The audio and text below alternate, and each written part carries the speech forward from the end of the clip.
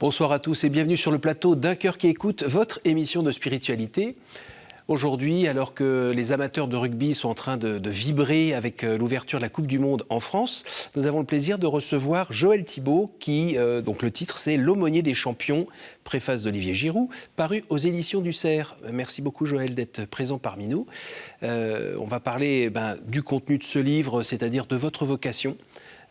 Qui au départ ça avait l'air de ressembler à celui d'être un joueur de football, et puis finalement vous êtes allé un peu plus loin, la vie vous a aidé et surtout Dieu vous a aidé à trouver cette vocation qui est d'être une sorte de confident ou guide spirituel auprès de sportifs dans différents sports d'ailleurs, notamment le rugby, mais pas que. Vous allez nous en parler dans un instant. Juste avant, je vous invite à nous lire un extrait de texte de votre choix. Le soir de la finale gagnée, qui devait être le plus beau jour de ma vie, j'ai ressenti un vide dans mon cœur, je n'étais pas heureux. Né en 1986 à Enghien-les-Bains, Aurélien Collin a un parcours de footballeur atypique marqué par une grande instabilité. Avant son départ aux États-Unis, en 2011, il a ainsi évolué dans de nombreux championnats européens. Formé au Stade de Reims, il joue pour Sedan et Amiens avant de rejoindre le club espagnol de Majorque. Puis, il part en Écosse, en Grèce et au Portugal avant d'intégrer la MLS aux États-Unis avec le club de Kansas City. Rapidement, il s'y impose comme titulaire indiscutable. En 2013, il est même élu MVP, meilleur joueur de la finale de la Coupe qui oppose à son équipe. Il inscrit aussi à cette occasion le pénalty victorieux, offrant la Coupe au Sporting Kansas City. Le soir de la finale gagnée, qui devait être le plus beau jour de ma vie, je me suis retrouvé tout seul et j'ai ressenti un vide énorme dans mon cœur. Je n'étais pas heureux. J'ai senti que Dieu me disait « Si tu veux être heureux, quels que soient les résultats et les circonstances de ta vie, tu as besoin de moi. » Quelques mois avant cette finale, Aurélien a commencé à étudier la Bible avec un pasteur. Il décrit ainsi son cheminement. J'éprouvais une envie au fond de moi. J'avais tout connu dans le football, la célébrité, les femmes, et mon bonheur était défini par les performances lors des matchs. Je savais que je ne menais pas une vie saine. Cette remise en question m'a dirigé vers l'Église. Par l'intermédiaire de celle qui est devenue ma femme, j'ai découvert les églises protestantes évangéliques, moi qui étais catholique non pratiquant. J'avais soif d'en apprendre plus sur Dieu. J'ai demandé à un pasteur de l'aide pour me guider dans la lecture de la Bible, qui est le livre de la vie. Et j'ai commencé à apprendre à vivre. J'ai découvert en Jésus ce qui définit le mieux l'amour. Il a comblé le vide qu'il y avait dans mon cœur. Que je gagne, que je perde, aujourd'hui je suis heureux et je suis rempli de l'amour de Dieu. Aurélien Collin, footballeur professionnel. Et je complète avec Marie Pierce, grande championne de tennis, qui a gagné Roland-Garros en 2000, qui dit simplement cette phrase « Si je n'avais pas découvert l'amour de Dieu, je serais devenue dépressive ou constamment en colère. » Elle avait eu une relation très conflictuelle avec son père, qui était aussi son entraîneur, mais qui était plutôt un entraîneur toxique. Voilà le type de témoignage et de rencontres que je fais au quotidien avec des sportifs. Et c'est pour ça que je voulais partager ce court extrait. Dans le livre, je me souviens aussi alors je ne sais plus si c'est Michael Phelps ou autre, où il y a cette quête de la médaille d'or aux Jeux Olympiques. Et en gros, à la fin, une fois qu'il l'a, il fait « Ouais, ok, et après ?» Exactement. Et alors qu'ils se sont battus pendant 4 ans, 10 ans, 15 ans. C'est cette phrase qu'on dit « Je ne savais pas que quand je suis arrivé en haut, il n'y avait plus rien. » Il y a cette forme de plafond de verre. On s'est donné un objectif, on a une passion. Quand on l'atteint, finalement, on voit que ce n'est pas ça qui nous rend heureux. Aurélien Collin, champion des États-Unis, il rencontre Barack Obama, c'est pas rien. On est champion des États-Unis, c'est peut-être le championnat est moins bien que la France, mais on devient une star. Et donc là, c'est pour ça qu'on a fait ce petit livre, l'extrait j'ai lu, plus que vainqueur. C'est cette idée que vainqueur c'est bien, mais ça comble pas, et on doit être plus que vainqueur. Par qui ? Par Jésus-Christ qui nous a aimés le premier. Et c'est cette notion de l'amour qui vient habiter le vide dans les cœurs. Et c'est pour ça qu'il y a ces livres à disposition aussi de témoignages pour encourager les jeunes et les moins jeunes qui aiment le sport, qui parfois adulent des stars, mais à se rendre compte qu'eux aussi, ces stars, ont besoin de découvrir l'amour véritable. Alors c'est ça, vous vous rendez compte quand même que ce que vous êtes en train de dire, ça colle pas du tout avec tout le merchandising, toute l'image, tout le marketing qu'il y a autour des joueurs, des sportifs, du sport, où on a l'impression que voilà, c'est des champions, c'est des demi-dieux, que ça gagne plein d'argent, des super bagnoles, des filles comme ça, et que c'est ça le bonheur en fait. Et là, vous êtes en train de nous dire, ouais, ben non, en fait, c'est pas tout à fait ça. Et puis il y a pendant, puis il y a même après. Donc les stars qui sont là après, qu'est-ce qu'elles deviennent c'est ça, en fait, c'est un discours complètement à contre-courant. C'est à contre-courant et effectivement, comme Jésus était lui-même à contre-courant. Et effectivement, malheureusement, il faut parfois toucher le fond et expérimenter tout ça pour réaliser que ça ne rend pas heureux. De grandes stars l'ont exprimé, qu'elles soient chrétiennes ou non. Oui. Elles ont expérimenté ça, ce qui les a poussées vers des formes de spiritualité. Mais je pense que si Jésus venait en 2023, il redirait les mêmes choses qu'il a dit il y a plus de 2000 ans sur à quoi servirait-il à un homme de gagner tous les trophées au monde s'il perdait son âme. Et on voit que beaucoup de gens se perdent dans le succès, perdent leur valeur et des fois font déshonneur à leur propre famille, à leur club, à leur sport. Et parfois même aux dieux qui peuvent parfois confesser. Donc. Quand vous voyez certains joueurs entrer sur le terrain et faire des signes de croix, ou quand ils marquent un but, indiquer le ciel, vous réagissez comment ? Alors j'en parle dans le livre, j'essaye de prendre des exemples, d'analyser un petit peu plus en profondeur. Moi, je pense que les apparences sont parfois trompeuses. Il y a beaucoup de superstitions, il y a beaucoup de mimétisme aussi. On revoit des gens qui font ça parce que leur joueur préféré faisait ça, mais ils n'ont pas compris le sens qu'il y avait derrière.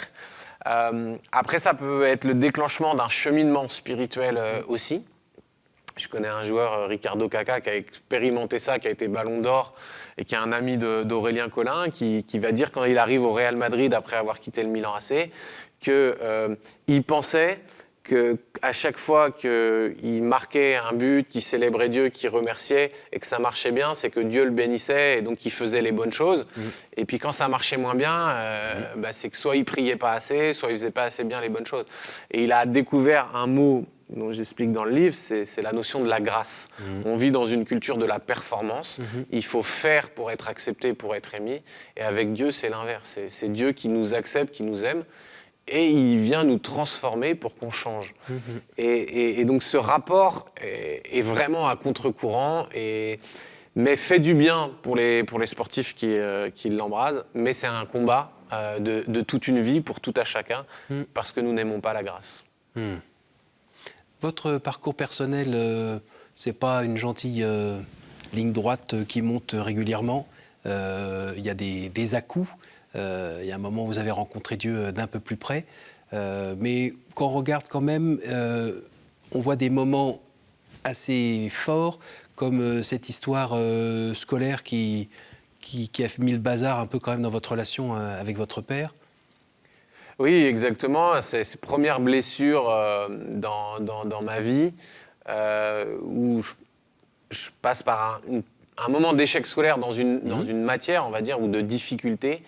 Je me confie et en me confiant, je me fais quelque part trahir ou envoyer balader dans les roses en me disant que j'ai pas travaillé, que c'est pas normal, que je devrais réussir.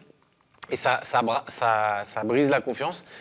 Et finalement, ça va m'amener dans une prison mentale, ça va m'amener dans beaucoup de rancœur, et puis ça va m'amener dans une forme de perfectionnisme aussi que je vais développer. Mais ça coupe la relation, et je m'enferme, et ça va rejaillir jusque dans mon sport.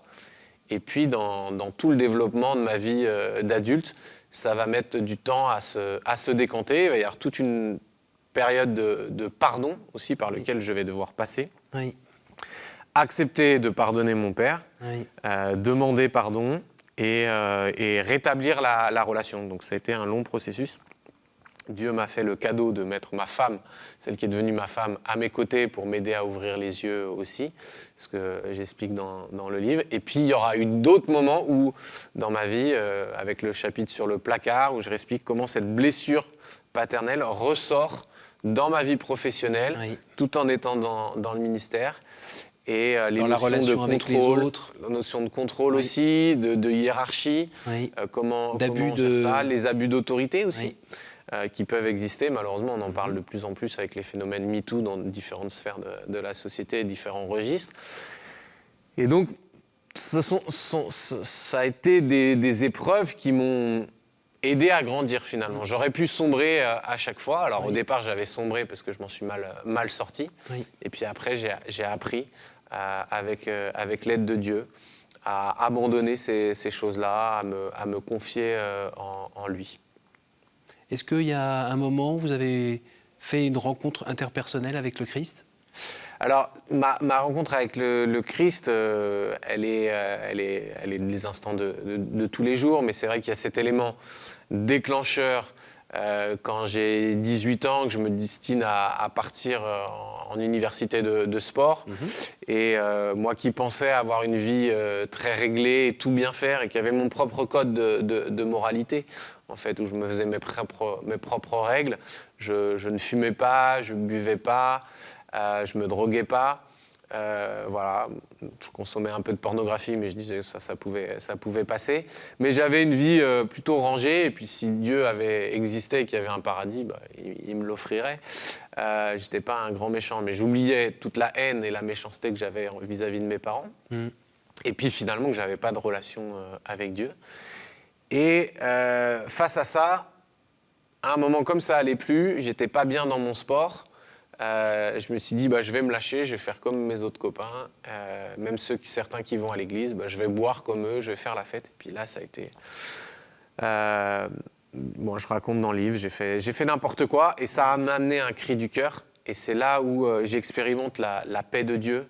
Et je prie pour ce pardon, s'il existe, qu'il m'accorde ce pardon. Et c'est le début d'une aventure, et je vais avoir plein de moments forts à des moments décisifs aussi de ma vie, là où je dois prendre des tournants, des virages. C'est là où j'ai des touchés divins assez intenses. Et puis après, j'apprends à développer une relation quotidienne et intime, où les choses sont peut-être moins intenses, on va dire, dans ce toucher, mais qui sont comme une histoire d'amour, où on a le coup de foudre, et après, il faut entretenir les choses. Après, on sent aussi à la lecture de votre livre que, donc aujourd'hui, vous êtes marié, vous avez 4 enfants. Pourtant, on sent quand même que la vie est un combat. C'est, quand Jésus dit « Prends ta croix et suis-moi », ça résonne comment chez vous ? Exactement, la vie est un combat. Le mariage aujourd'hui dans notre société, c'est pas forcément quelque chose d'évident. Il est plus facile de détruire que de construire. C'est plus facile de divorcer que de perdurer dans son mariage. Pareil pour la parentalité. Gérer des enfants, en plus 4 enfants avec une vie assez rythmée, c'est des défis. Donc c'est pour ça qu'il y a besoin de plier le genou, de demander l'aide de Dieu, de prier en famille. C'est très important, d'apprendre aux enfants à lire la Bible aussi, à prier, et puis à se remettre en question, que ce soit moi, mon épouse ou nos enfants, parce qu'on n'a pas toujours les bonnes attitudes quand on est sous stress aussi. Donc tout ça, c'est important. J'ai tout un chapitre dans le livre où je parle de confession d'aumônier, où là, je me livre aussi. L'aumônier, l'accompagnateur spirituel qui peut accompagner des stars qui sont eux-mêmes sous pression, à des moments donnés, il doit aussi prendre soin de sa propre santé mentale, et puis de ces moments... de faiblesse, ces moments de doute aussi. Et puis, les moments où on fait des erreurs, comme je l'exprime dans le chapitre sur le placard. Et on est tout le temps en chemin. Et c'est ce qui fait nous garder dans l'humilité aussi. On n'est jamais arrivé, on n'a jamais atteint la perfection. Certains veulent nous faire croire qu'on doit être parfait sur Terre, ce n'est pas possible. Par contre, on doit chercher à progresser. Et puis Jésus n'est pas venu s'occuper des bien portants.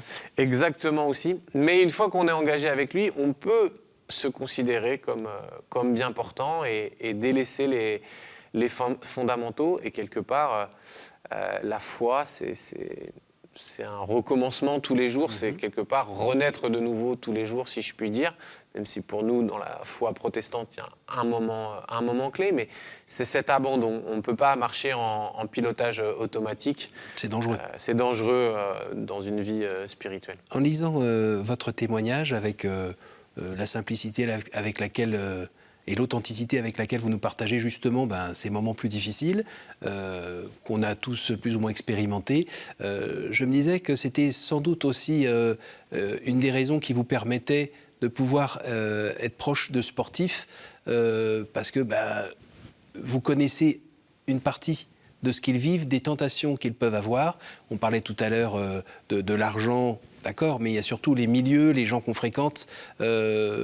Vous donnez quelques détails sur ce à quoi peuvent être confrontés des jeunes joueurs qui ont quitté leur famille ou leur pays et qui se retrouvent tout d'un coup avec plein d'argent et des gars qui disent viens, on va faire la fête, on va boire, on va voir des filles, on va au bordel ou des trucs comme ça. Et voilà, comment aider ces gens-là à regarder vers le haut, parce que pour beaucoup d'entre eux, ils y connaissaient rien en fait.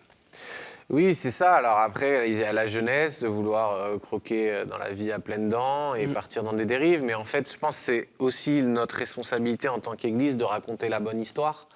Parce que si on avait valorisé le sexe comme étant un cadeau de Dieu et le mariage comme étant le lieu parfait de la volonté de Dieu pour la relation sexuelle, peut-être qu'on donnerait plus envie de vivre ce cadre-là. Et je pense qu'il faut réinvestir aussi, parler de la sexualité. Il y a le Cantique des Cantiques qui a été un livre qui est fourni dans la Bible, qui n'est peut-être pas assez exploré.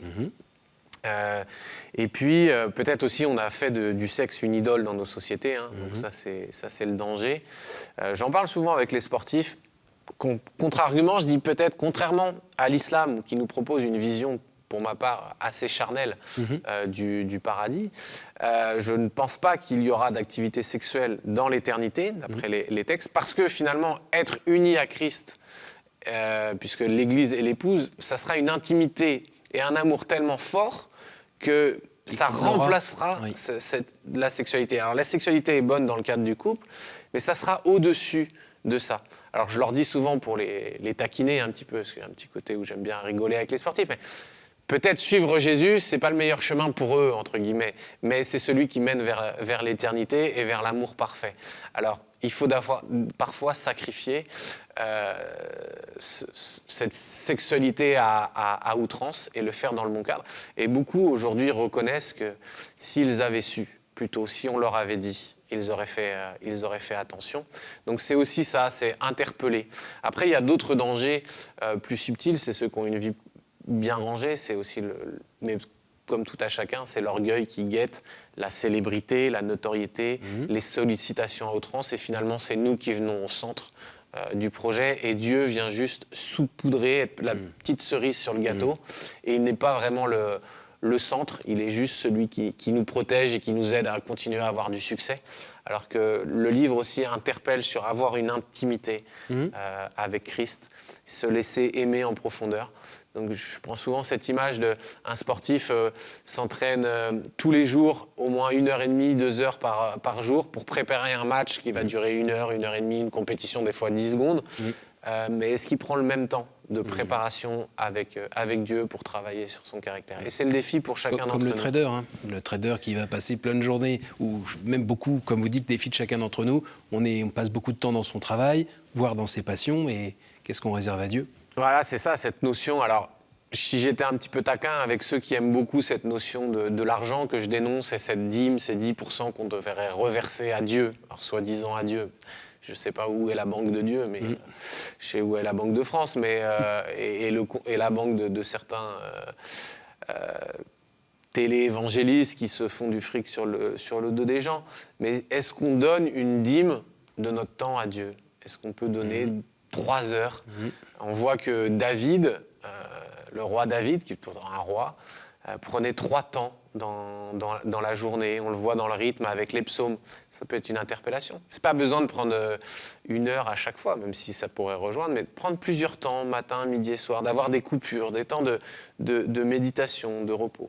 Et c'est ce qu'on veut aussi proposer aux sportifs dans leur rythme de vie effréné, dans des grandes compétitions avec des services d'aumônerie, d'avoir des lieux de recueillement, des lieux de silence, comme ça peut être proposé à Paris 2024, au village olympique. C'est de s'arrêter parce qu'il y a du bruit partout, il y a des médias, il y a des sollicitations, il y a des supporters, il y a même des coéquipiers qui sont dans le même appartement, les mêmes chambres d'hôtel. Et c'est dur de trouver un lieu de repos et de solitude. C'est la conjuration contre le développement de la vie intérieure. Oui, c'est ça, tout va tellement plus vite à l'extérieur. Et voilà, est-ce qu'on prend le temps dans notre intériorité de ralentir, de s'arrêter ? Et il y a une parole qui dit « Mieux vaut 1 heure dans tes parvis que 1000 ailleurs ». Et je pense qu'on doit réinvestir ces phrases-là. Faut mieux 5 minutes s'arrêter, fléchir les genoux, que de passer 1 heure à scroller sur nos smartphones. Et ce travail d'accompagnement de sportifs, on disait, on parlait de Olivier Giroud, mais il y a aussi dans d'autres sports. Comment ça vous a fait avancer et grandir dans votre vie de foi ? Alors moi, je travaille beaucoup dans le handisport.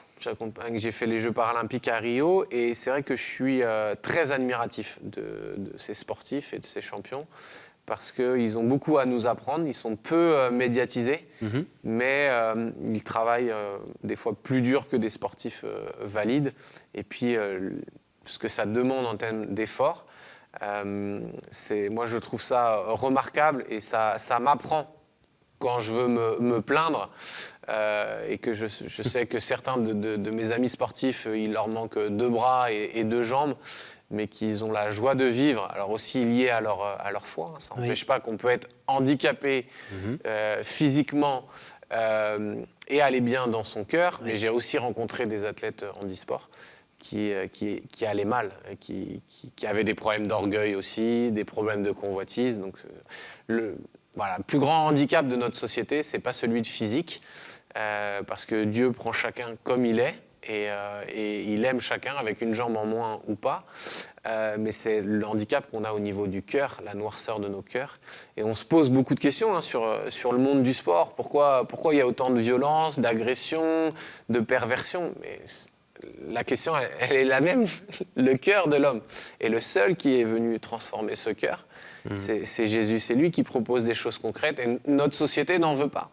Alors, il y a des soubresauts, on voit des élans, mais on a tellement tout séparé qu'aujourd'hui, on veut tout mettre dans la sphère privée. Alors, on n'offre plus d'opportunité de découvrir ce message qui est un message d'amour et d'espérance, finalement. Mais qu'est-ce que vous dites à un sportif qui vous dirait que tout va bien, la réussite, il l'a partout, il a matériellement aucun problème, notoriété, ça va très bien, il a sa femme, ses enfants, il a aussi ses maîtresses d'ailleurs, donc tout va bien. De quoi tu me parles ? J'ai pas besoin de ton Dieu, j'ai pas besoin de Jésus, puis je me suis fait tout seul en fait. Ouais, ça c'est très vrai, il y en a beaucoup qui sont comme ça. Passe ton chemin et puis on se reverra plus tard. Quelque part, après ça peut être sa conviction personnelle. Après, ce qui serait intéressant, c'est de savoir est-ce qu'il est réellement heureux s'il trompe sa femme ? Est-ce que s'il apprenait que sa femme le trompait aussi, est-ce qu'il serait réellement heureux ? Ou est-ce que c'est que lui qui a le droit de la tromper ? Et puis finalement, tout ce qu'il construit, ça va durer jusqu'à quand ? Est-ce qu'il a encore 20, 30 ans ?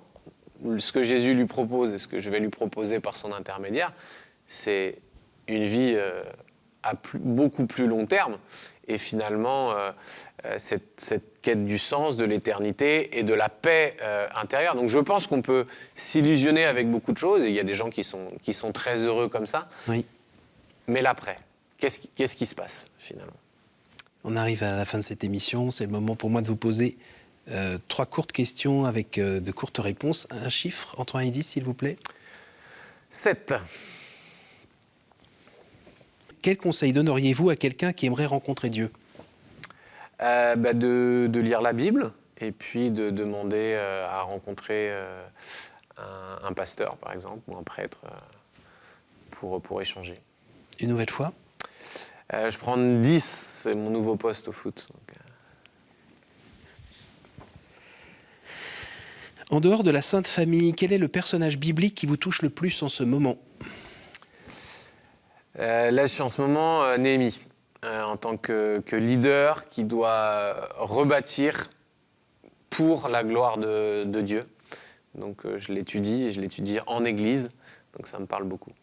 Une dernière ? 3, Oui, de la Trinité. Oui. Au jour du jugement, qu'aimeriez-vous que Dieu vous dise ?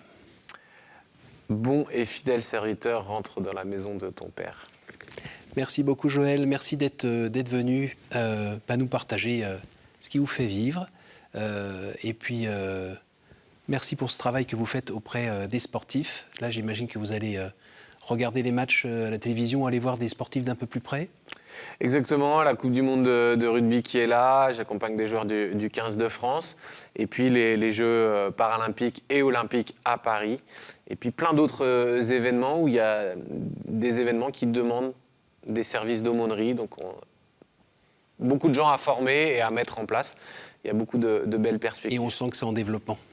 Exactement. Merci beaucoup, merci à vous tous pour votre fidélité. Je rappelle le titre du livre de Joël Thibaut, L'aumônier des champions, avec une préface d'Olivier Giroud de sa main. Paru aux éditions du Cerf. Merci à vous tous pour votre fidélité. Ce programme, vous pouvez le retrouver sur notre site www.ktotv.com. Et puis, je remercie la technique pour la réalisation de cette émission et je vous donne rendez-vous la semaine prochaine. Bonne soirée.